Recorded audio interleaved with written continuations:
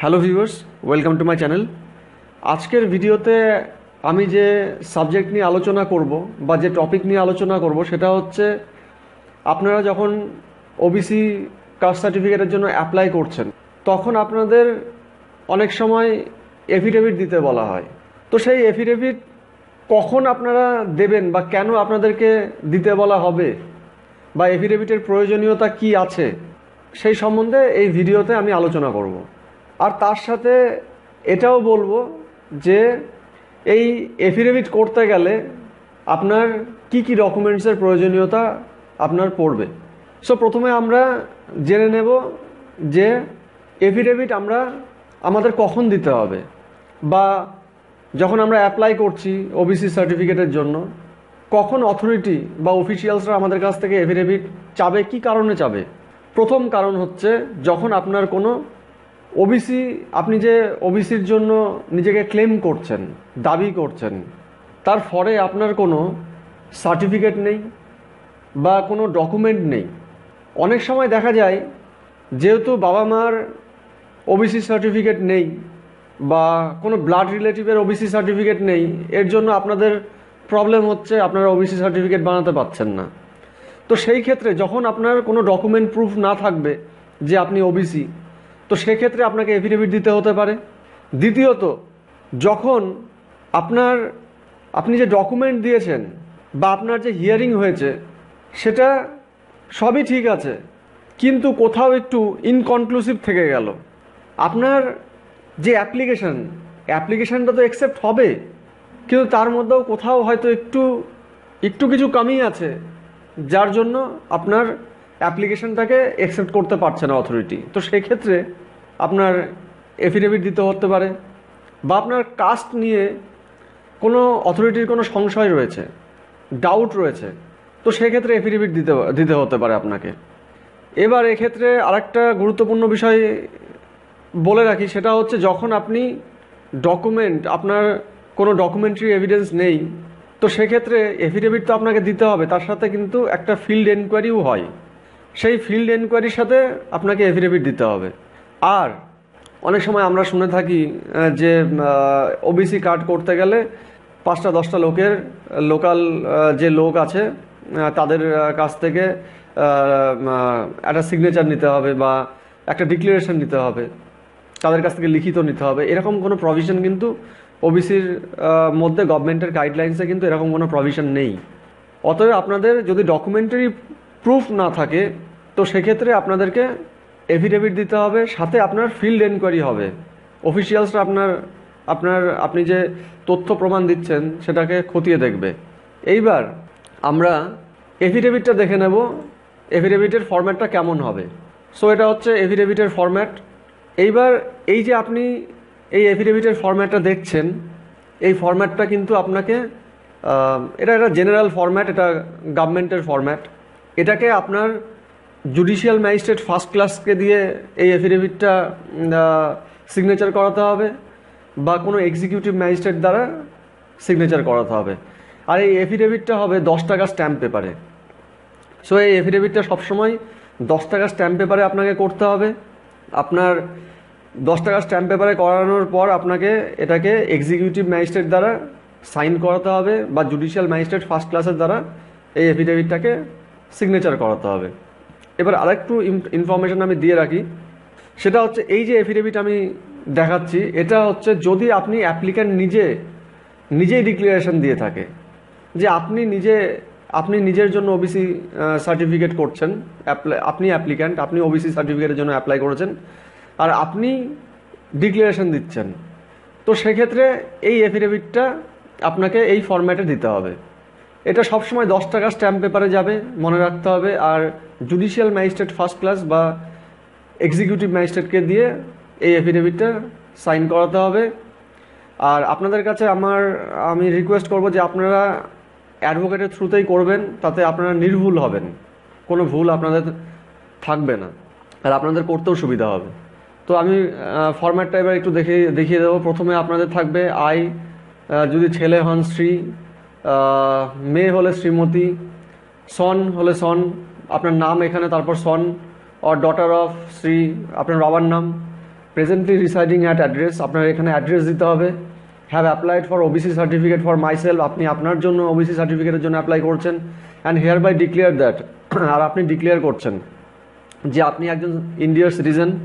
And number 2, I am a permanent resident of West Bengal since 1993 থেকে আপনি West বেঙ্গলের permanent resident আছেন।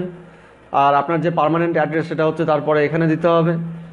আপনি 3 নম্বর পয়েন্টে আপনাকে লিখতে হবে I am a resident of the address declared above. আপনি যে ওপরে যে এই 2 নম্বর পয়েন্টে যে আপনি আপনার এফিডেভিটের যে আপনি আপনার অ্যাড্রেস দিচ্ছেন, তো সেটাই আপনার রেসিডেন্সিয়াল অ্যাড্রেস। তারপর 4 নম্বর হচ্ছে I belong to dash class, মানে আপনি যে এখানে যে আপনি যে কমিউনিটির ওবিসি কমিউনিটির মধ্যে পড়ছেন সেই কমিউনিটিটা এখানে মেনশন করতে হবে, which is recognised as other backward class in West Bengal. তারপর 5 নম্বর, none of my parent is a group A class 1 officer. এটা মনে রাখবেন যে গ্রুপ এ বা ক্লাস 1 অফিসার কোনো সেন্ট্রাল গভর্নমেন্ট বা স্টেট গভর্নমেন্ট বা ব্যাংক, ইন্স্যুরেন্স কোম্পানি কিংবা কোনো এডুকেশনাল ইনস্টিটিউশনের গ্রুপ এ অফিসার, কিংবা কোনো প্রাইভেট এমপ্লয়মেন্টে এমন একটা ভালো পজিশনে আছে পেরেন্ট, বা আপনি যে আপনাদের ইনকাম 6 লক্ষর বেশি হচ্ছে, সেক্ষেত্রে কিন্তু আপনি ওবিসির জন্য এলিজেবল হবেন না। তো এই 5 নম্বর পয়েন্টে সেটাই আছে। তারপরে আছে নান অর অনলি ওয়ান, যদি কেউ গ্রুপ বির অফিসার হয়ে থাকে সেন্ট্রাল গভর্নমেন্টের বা স্টেট গভর্নমেন্টের, তো সেখানে আপনাকে এটা দিতে হবে none or only one father or mother. যেটা আপনার কেউ যদি গ্রুপ বির অফিসার হয়ে থাকে, তো সেক্ষেত্রে শুধু তার নাম দিতে হবে, যে আপনার বাবা কিংবা আপনার মা group B class 2 central government বা স্টেট গভর্নমেন্ট সার্ভিসে আছে, কিংবা ব্যাংকে আছে, ইন্স্যুরেন্সে আছে, এডুকেশনাল ইনস্টিটিউশনে আছে, বা প্রাইভেট কোম্পানিজে আছে গ্রুপ বির ক্যাটাগরির কোনো অফিসার। যদি কেউ না থাকে তাহলে তো এটাই পুরোটাই লিখে দিলে হবে যে নান অফ মাই, এই অনলি ওয়ান তাহলে আর হবে না, none of my parents is a group B or class 2 officer, এইভাবে হবে। আর 7 নম্বর হচ্ছে annual income of parent from salary is এত, মানে আপনার পেরেন্টের বাবা মায়ের যে স্যালারি আছে সেটা আপনাকে এখানে সংখ্যায় লিখতে হবে, তারপর এটা ওয়ার্ডে লিখতে হবে। 8 নম্বর হচ্ছে annual income of parent from other sources including business or profession, যদি অন্য কোনো সোর্স অফ ইনকাম হয়ে থাকে, দেখা গেল কারোর বাবা চাকরি করে না, ব্যবসা করে, তাহলে 7 নম্বর দেওয়ার দরকার নেই, 7 নম্বর পয়েন্ট দেওয়ার দরকার নেই। 8 নম্বরে শুধু আপনি 8 নম্বরটা লিখলেই হবে যে annual income of parent from other sources including business or profession is এত, সেটা দিয়ে দিলেন। 9 নম্বর I do not belong to creamy layer as defined in the relevant government order issued for the purpose of issuance of OBC certificate, আপনি যে creamy লেয়ারের মধ্যে পড়ছেন না সেটার এই 9 নম্বরের ডিক্লারেশনটা সেটা। তারপর আপনাকে ডিক্লারেশন দিতে হবে I further certify that the information given above in respect of myself, আপনি যে আপনার ব্যাপারে যে ইনফরমেশনটা দিচ্ছেন সেটা ফুললি কারেক্ট, সেটা সম্পূর্ণ সঠিক। And I take full responsibility, আর আপনি পুরো সম্পূর্ণ দায়ভার নিচ্ছেন সেই আপনি যে স্টেটমেন্টটা দিচ্ছেন এখানে ডিক্লারেশনটা দিচ্ছেন তার অ্যাকুরেসির সম্বন্ধে। If at any point of time any part of the statement is found incorrect, যদি কখনো আপনি যে ডিক্লারেশনটা দিচ্ছেন সেটা কখনো দেখা যায় যে আপনি ভুল তথ্য দিয়েছেন, কিংবা ভুল ডিক্লারেশন দিয়েছেন, কিংবা ইনকারেক্ট ইনফরমেশন দিয়েছেন, তো সেক্ষেত্রে I shall have to forfeit the benefit receive, যে বেনিফিটটা আপনি এই ওবিসি সার্টিফিকেটের জন্য ডিরাইভ পেয়েছেন, তো সেটা তখন ক্যান্সেল হয়ে যাবে। And shall also be liable to be punished under section 193 of the Indian penal code, Indian penal কোডের সেকশন 193 আন্ডারে আপনি কিন্তু আপনার জেল হতে পারে। তো এই ডিক্লারেশন এটা হচ্ছে যদি আপনি নিজের জন্য ওবিসি সার্টিফিকেট করেন, আপনার নিজের ওবিসি সার্টিফিকেটের জন্য অ্যাপ্লাই করেন, তো এই ফরম্যাট আপনার যাবে। এরপরে যে ফরম্যাটটা আমি দেখাবো, এই ফরম্যাটটা দেখিয়ে দিলাম। এরপরে এটা হচ্ছে এইবার যে ফরম্যাটটা আপনাকে দেখাচ্ছি সেই একই টাইপের ফরম্যাট কিন্তু একটু আলাদা। সেটা কি? সেটা হচ্ছে আপনি ধরুন আপনি 18 বছরের কম বয়স, আপনার বয়স এখনো 18 হয়নি, কিন্তু আপনি ওবিসি সার্টিফিকেটের জন্য অ্যাপ্লাই করবেন। তো আপনি তো ডিক্লারেশন দিতে পারবেন না, যেহেতু আপনি মাইনর আছেন এখনো। তো আপনার হয়ে আপনার বাবা কিংবা আপনার মাকে ডিক্লারেশন দিতে হবে আপনার হয়ে, ঠিক আছে? তো আপনার বাবা কিংবা আপনার মা আপনার হয়ে ডিক্লারেশন দেবে।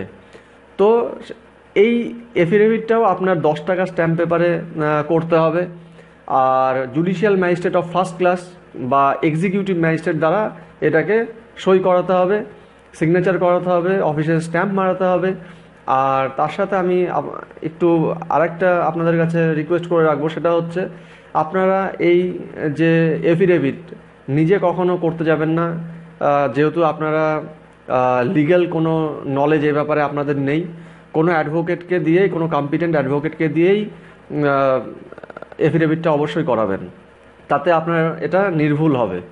আর এবার আমি দেখিয়ে দিই, এটা যদি আপনার পেরেন্ট আপনার হয়ে, আপনার বাবা মা যদি আপনার হয়ে, আপনি যদি মাইনর হন, তো সেক্ষেত্রে আপনাকে আপনার বাবা মা যে কোনো একজনকে আপনার এফিডেভিটটা দিতে হবে আপনার হয়ে। তো সেক্ষেত্রে আপনার বাবা ডিক্লেয়ার করবে যে আই শ্রী, এটা এখানে আপনার বাবার নাম। যদি বাবা হয়ে থাকে তাহলে শ্রী হবে, যদি মা হয়ে থাকে তাহলে শ্রীমতী। যে ডিক্লারেশন দেবে তার নাম, বাবা কিংবা মা যে দিচ্ছে তার নাম, তারপর বাবা কিংবা মা যেই ডিক্লারেশন দিচ্ছে তার বাবা কিংবা মায়ের নাম। যদি বাবা ডিক্লারেশন থাকে তাহলে বাবার মানে দাদুর নাম দিতে হবে। যদি বেঁচে থাকে তো তার নাম সরাসরি দিলেই চলবে, আর যদি বেঁচে না থাকে লেট দিয়ে তার নাম দিলে চলবে। আর যদি ডটার হয় তো ডটার লিখে করতে হবে। প্রেজেন্টলি রিসাইডিং অ্যাট অ্যাড্রেস, আপনার যে অ্যাড্রেস আছে বাবার যে অ্যাড্রেস সেখানে দিতে হবে, এখানে দিতে হবে।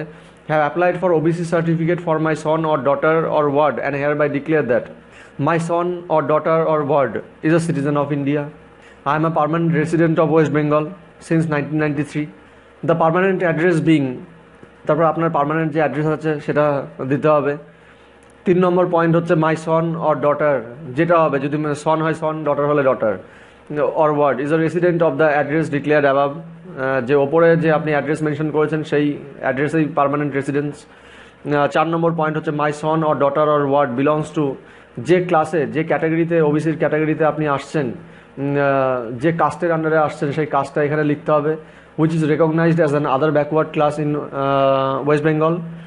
5 নম্বর হচ্ছে neither me nor my spouse is a group A or class 1 officer under the central or state government or belong to any other service in PSU bank insurance company, যেটা এর আগের এফিডেভিটটাতে আমি বলেছিলাম যে আমি কিংবা আমার, এখানে যেহেতু বাবা কিংবা মা ডিক্লারেশন দিচ্ছে, এর জন্য বাবা কিংবা মা ডিক্লারেশনের সময় বলছে যে আমি কিংবা আমার ওয়াইফ গ্রুপ এ বা ক্লাস 1 অফিসার নেই, সেন্ট্রাল গভর্নমেন্ট বা স্টেট গভর্নমেন্ট বা কোনো bank, insurance company, educational institution, private employment নেই। তারপর 6 নম্বর পয়েন্টে বলছে none or only one of us, যদি দেখা গেলো বাবা কিংবা মা এর মধ্যে একজন আছে যে গ্রুপ বির সার্ভিস করছে সেন্ট্রাল গভর্নমেন্টের বা স্টেট গভর্নমেন্টের কিংবা কোনো ব্যাংক, ইন্স্যুরেন্স কোম্পানি, তো সেক্ষেত্রে অনলি ওয়ান অফ আস, সেটা হচ্ছে যদি ফাদার হয় ফাদার লিখতে হবে, তার নাম লিখতে হবে, বা যদি মাদার হয় মাদার, তার নাম লিখতে হবে। আর যদি কেউ না হয়ে থাকে তাহলে অনলি ওয়ান অফ আস এটা দেওয়ার দরকার নেই, নান অফ আস তাহলে হবে none of us is a group B or class 2 officer under central or state government or belong to any other service in PSU bank, এইভাবে হবে। এবার 7 নম্বর, any annual income of us from salaries is rupees এত, আপনাদের যে annual income সেটা এখানে লিখতে হবে সংখ্যায়, আর তারপর ওয়ার্ডে লিখতে হবে। আর 8 নম্বর হচ্ছে annual income of us from other sources including business or profession is এত, যদি অন্য কোনো সোর্স অফ ইনকামও থেকে থাকে তো সেক্ষেত্রে এখানে সেই সংখ্যাটা লিখতে হবে কত ইনকাম, আর তার সেটা ওয়ার্ডে লিখতে হবে। যদি ইনকাম স্যালারিড ইনকাম না হয়, বিজনেস করে কিংবা কোনো ইয়ে, তাহলে 7 নম্বর পয়েন্ট না দিলেও চলবে, 8 নম্বরটা দিতে হবে। আর যদি কেউ সার্ভিস করে তো সেক্ষেত্রে সার্ভিসের ক্ষেত্রে শুধু 7 নম্বর দিলেই চলবে, 8 নম্বর না দিলেও চলবে। 9 নম্বর, my son does not belong to creamy layer as defined in the relevant government order issued for the purpose of issuance of OBC certificate। তাহলে কি বলছে যে আমার যে ছেলে, মানে বাবা ডিক্লারেশন দিচ্ছে, বাবা মা ডিক্লারেশন দিচ্ছে, আমার যে ছেলে সে ক্রিমি লেয়ারের মধ্যে আসছে না, যেটা যে ডিক্লারেশন গভর্নমেন্ট অর্ডার দিয়ে রেখেছে সেই তার ক্যাটাগরিতে আসছে না। আর তারপর বলছে I further certify that the information given above in respect of my son, daughter or ward, যে আমি সার্টিফাই করছি যে আমি যে ইনফরমেশনটা দিচ্ছি আমার ছেলের জন্য বা ডটারের জন্য, মেয়ের জন্য, বা আমার সন্তানের জন্য সেটা হচ্ছে correct and I take full responsibility, আমি এর দায়ভার নিচ্ছি of the accuracy of the statement, আমি যে স্টেটমেন্টটা এখানে দিলাম সেই স্টেটমেন্টের পুরো দায়ভার আমি নিচ্ছি। If any point of time a part of the statement is found to be incorrect, যদি কোনো সময় দেখা যায় যে আমি যে এখানে স্টেটমেন্টটা দিচ্ছি, এফিডেভিটে যে স্টেটমেন্টটা দিচ্ছি সেটা কখনো ইনকারেক্ট হয়, ভুল হয়, my son daughter or ward shall have to forfeit the benefit received, আমার ছেলে মেয়ে বা আমার সন্তানেরা যে বেনিফিটটা পেয়েছে এই ওবিসি সার্টিফিকেটের কারণে সেটা তার কাছ থেকে কেড়ে নেওয়া হবে বা তাকে সেখান থেকে বঞ্চিত করা হবে। And both my son daughter or ward, আমার সন্তান, আমার মেয়ে বা আমার সন্তানেরা, অ্যান্ড আই ইনক্লুডিং মাইসেলফ, মানে বাবাও বা parent, is liable to be punished under section 193 of the Indian penal code. তাহলে বাবা, সন্তান, ছেলে, মেয়ে যারাই হোক না কেন, যদি কোনো ভুল ইনফরমেশন দিয়ে থাকে তাহলে 193 আন্ডারে, ইন্ডিয়ান পেনাল কোডের 193 আন্ডারে পানিশড হবে। তো এই হচ্ছে এফিডেভিটের ফরম্যাট। আর এর সাথে আরেকটা বলে রাখি, আমার চ্যানেলে অনেকে কমেন্ট করছে যে ফার্স্ট জেনারেশন যাদের এফিডেভিট তাদের কি করতে হবে। একই এই এফিডেভিটে আমি যেগুলো বলছি সেটা এসসি কার্ডের জন্য হোক বা ওবিসি কার্ডের জন্য হোক, আমি এসসি কার্ডের যে ডকুমেন্ট লাগবে বা যে এফিডেভিট লাগবে সেটা আমি কিন্তু সেপারেট ভিডিওতে আমি দেখিয়ে দিয়েছি, সেটা আমার চ্যানেলে প্লে লিস্টে গেলে আপনারা পাবেন সেখান থেকে। আর এই যে ফার্স্ট জেনারেশনের ব্যাপারটা আপনারা অনেক সময় আমাকে জিজ্ঞেস করছেন, সেটার ব্যাপারে একটু ক্ল্যারিটি দিয়ে রাখি। সেটা হচ্ছে ফার্স্ট জেনারেশন আপনার পেরেন্টের বা আপনার ব্লাড রিলেটিভের কারোর ওবিসি বা এসসি সার্টিফিকেট নেই, তো সেক্ষেত্রে আপনি কি করবেন? তো সেক্ষেত্রে আপনাকে পঞ্চায়েতের থেকে, একটা প্রধানের থেকে আপনাকে একটা সার্টিফিকেট লিখিয়ে নিতে হবে যে আপনি এই কাস্টে আপনি বিলং করেন, যেটা ওবিসির মধ্যে আসছে। দেখবেন পঞ্চায়েতের একটা ক্যাটালগ থাকে, সেই ক্যাটালগে ক্যারেক্টার সার্টিফিকেটগুলো দেয়, ওইরকম একটা সার্টিফিকেট আপনাকে লিখিয়ে নিতে হবে যে আপনি এই ওবিসি ক্যাটাগরির এই কাস্টের মধ্যে আসছেন। সিমিলারলি এসসি কার্ডের ক্ষেত্রেও তাই। তো ওইটা লিখে আপনাকে নিতে হবে, নিয়ে এসে তারপর আপনাকে অ্যাপ্লাই করতে হবে এবং তার সাথে এফিডেভিট জমা দিতে হবে। এইবার আরেকটা জিনিস আমি বলতে বলতে আমার খেয়াল ছিল না, এখন মনে পড়ছে, সেটা হচ্ছে এই এফিডেভিট করতে আপনার কি কি ডকুমেন্ট লাগবে, যেটা আমি এখনই বলছিলাম। এই এফিডেভিট করতে আপনাকে ডকুমেন্ট দিতে হবে, আপনার যে পঞ্চায়েতের প্রধান আছে, পঞ্চায়েত থেকে আপনাকে একটা সার্টিফিকেট লিখিয়ে নিতে হবে প্রধানের থেকে যে আপনি এই কাস্টে বিলং করেন, সেটা ওবিসি হোক বা এসসি হোক। তো সেই কাস্টের সার্টিফিকেট একটা নিতে হবে। আর আপনার ভোটার আইডি বা আধার কার্ড, এটা আপনার এই ওবিসি সার্টিফিকেট বা এসসি সার্টিফিকেট করতে গেলে লাগবে। আর ফার্স্ট জেনারেশনের ক্ষেত্রেও সেই একই জিনিস, আপনাকে পঞ্চায়েত থেকে আপনাকে লিখিয়ে নিতে হবে। লিখিয়ে নেওয়ার পর তারপর আপনাকে এফিডেভিট করতে হবে, মানে ওই যে পঞ্চায়েত থেকে যে আপনি সার্টিফিকেটটা নিচ্ছেন সেই সার্টিফিকেটের বেসিসে আপনার সার্টিফিকেট অ্যান্ড ভোটার আইডির বেসিসে আপনাকে বা আধার কার্ডের বেসিসে আপনাকে এই এফিডেভিটটা আপনাকে করতে হচ্ছে। করার পর আপনার কিন্তু এটা যখন জমা দেবেন আপনি অফিসে, তখন আপনার একটা ফিল্ড এনকোয়ারি হবে। ফিল্ড এনকোয়ারিতে অফিসিয়ালরা আসবে, এসে সেটা এনকোয়ারি করে দেখবে যে আপনি ওবিসি কাস্টের মধ্যে আসছেন কিনা। তো তারপর আপনার যেভাবে নর্মাল প্রসিডিওর আছে ফলো করা হয় সেইভাবেই হয়। তো যারা ফার্স্ট জেনারেশন এফিডেভিট করছে, ফার্স্ট জেনারেশন ওবিসি সার্টিফিকেট করছেন, তো চিন্তা করার কোনো কারণ নেই। এই না যে আপনার কোনো ডকুমেন্ট নেই বা সার্টিফিকেট নেই বলে আপনার অ্যাপ্লিকেশনটা রিজেক্ট করে দেবে, সেটা তাদের ক্ষমতাই নেই। সো আপনাদের এফিডেভিটটা করতে আপনাদের যে পঞ্চায়েতের যে সার্টিফিকেট সেটা লাগবে, আর আপনার কি লাগবে, আপনার ভোটার আইডি বা আধার কার্ড, এই দুটো ডকুমেন্ট হলেই আপনি এই এফিডেভিট করতে পারবেন। আর এফিডেভিট সবসময় একটা অ্যাডভোকেটকে হায়ার করবেন, অ্যাডভোকেটকে দিয়েই করাবেন যাতে আপনার এফিডেভিটটা নির্ভুল হয়। সো ভিডিওটি দেখার জন্য অসংখ্য ধন্যবাদ। আজকের ভিডিও এই অবধি। Thanks for watching this video. Thank you. Goodbye. Have a nice day. Thank you.